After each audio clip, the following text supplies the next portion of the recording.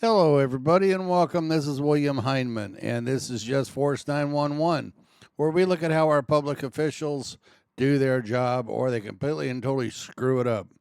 Hey, guys, a follow up on the drunk driving police officer that tried to go through the barricades in a construction zone when he was supposedly drunk. There's a complete cover up started on it, and the civil rights lawyer has more information, so we are going to check it out and see what he has. Do me a favor, go over to his channel, tell him I sent you guys over there. Subscribe to him. Oh, while you're here, subscribe to mine if you would. If you haven't done so, hit the thumbs up, thumbs down, tells me how I'm doing. Leave a comment, hit my like and share because it helps my algorithms. But go over to Civil Rights Lawyer, which is a really good channel. They have a lot of information, and check him out, see what you guys think. Okay, let's check this video out because he has a lot more information than I had. Imagine that you're a road construction worker and you're just trying to do your job. An off duty police officer basically has a road rage incident. He comes into your construction zone. He appears to be drunk and he physically attacks you. You call the cops. What happens when the cops get there? Do they protect their colleague? Do they protect you?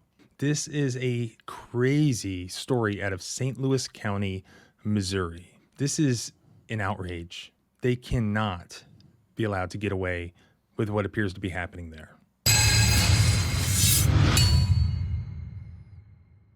So these road workers are now facing felony assault and kidnapping charges after they claim they were the ones attacked by this off-duty police officer. And now those charges, that case is for some reason sealed by the local courts, and the authorities will not even disclose the name of this driver who had no reason to stop in their construction zone, get out of his car and assault them while possibly drunk, was an off-duty police officer, and his name is being protected. Meanwhile, these construction workers who were attacked by him, they go to talk to the news media, and just like hours before the interview, this is like 10 days later, the cops from the same department this guy works at came and arrested those workers, took them to jail with a huge bond. This is from St. Louis County, Missouri. This happened on Thursday, September 26, where road crews were repaving sections of Lindbergh Road. There was this left turn lane that was completely coned off. And then there was this temporary sign that was in the middle of the road saying no left turn due to paving work that was occurring. One of the road workers said that this angry driver assaulted him in that blocked lane. Another construction worker, 23-year-old Garrett Gibbs, was interviewed about it. He noticed that this guy got out of his vehicle. He was a big guy, and he said that he wanted to turn.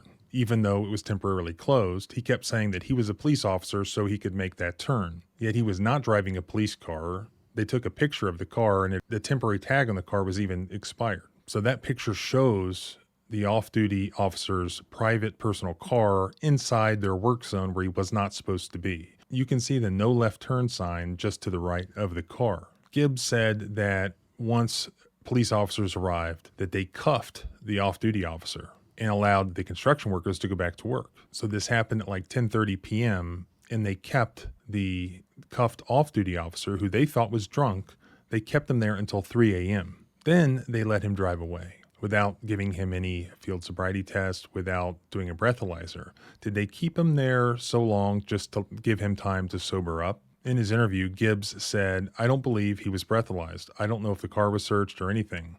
So the police officers were informed that we believed he was drunk. So it was 10 days after that incident. Police then arrested two of the workers, Matt Devlin and Donnie Hurley, and they're now charged with assault, kidnapping, and armed criminal action. Again, the record is sealed for some reason, despite the fact that the two road workers are now in the St. Louis County Justice Center facing decades in prison. One of the workers, Mr. Devlin, is being held on a $250,000 cash only bond, and Mr. Hurley is being held on a $100,000 cash only bond. They have bond reduction hearings scheduled for October 15th. So let's recap this. The workers were on the job. They were where they were supposed to be. An off-duty police officer who had no reason, no legal right to pass their cones and demand that they allow him through the construction zone, he came into the situation and caused a problem. As far as I know, there's no video of what happened, so it's a he said, she said. But again, the workers were where they were supposed to be. The off-duty police officer was not supposed to be there. Whatever happened, there was an altercation. Cops from the same department that the off-duty officer works for arrived and handcuffed their own colleague. The construction workers told the cops that were on duty that they thought he was drunk. So the cops kept the off-duty officer there for over 3 hours, then let him go without field sobriety tests, without breathalyzer. Also during that 3-hour period, didn't bother to even interview any of the construction workers. If it's a he said, she said, you would think that they would want to do that. Don't arrest any of the construction workers. Don't charge them with anything. Don't put them in handcuffs. But then 10 days later, when the construction workers talk to the news media and they're about to have an interview in just hours, the same police department shows up and arrests those guys, preventing them from being interviewed, and charges them with felonies that could potentially keep them in prison for years. And as far as we know, no charges against the likely drunk off-duty police officer who came into the construction zone with no right to do so and started an altercation. We know how this works by now, don't we? Government will do whatever it's best to protect itself, to protect themselves, so long as this is happening behind the scenes and there's no sunlight shining on what they're attempting to do. But when the public finds out and gets outraged, that is when they're stopped from doing things like this. So I will link absolutely everything I could find on this in the first pinned comment below. I will link all of the contact information for the prosecutor's office involved in this, for the law enforcement agency involved in this, so that you, the public, can demand answers to all of these questions that we have, such as who was the off-duty police officer? Why was he handcuffed? Why was he detained at the work zone for 3 hours and then allowed to leave? Is there body cam footage? Is there dash cam footage of this? Why is his name being kept secret? Why are the records sealed? Was there an internal investigation conducted? Is there one now?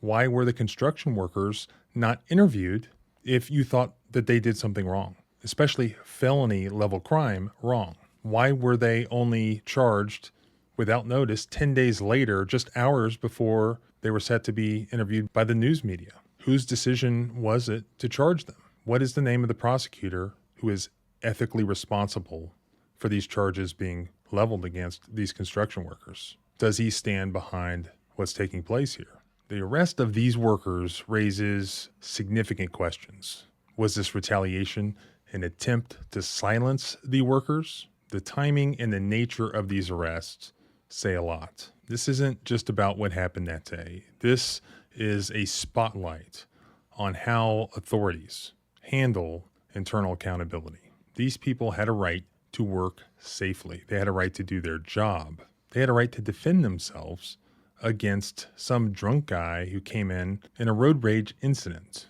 They had a First Amendment right to speak to the news media. And then we have the fact that the off-duty officer's name, his identity, is being withheld. And what's that the cops always tell us about?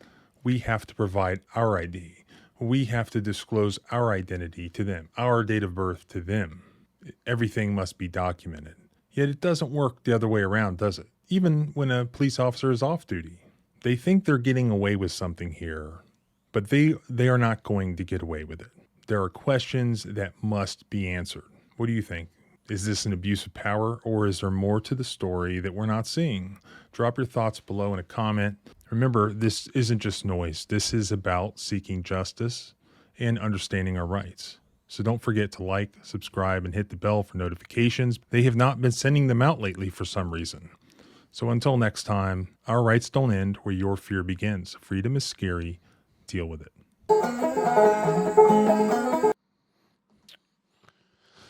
Okay, guys. So, like I said, it was an update on the information that we gave you a couple days ago.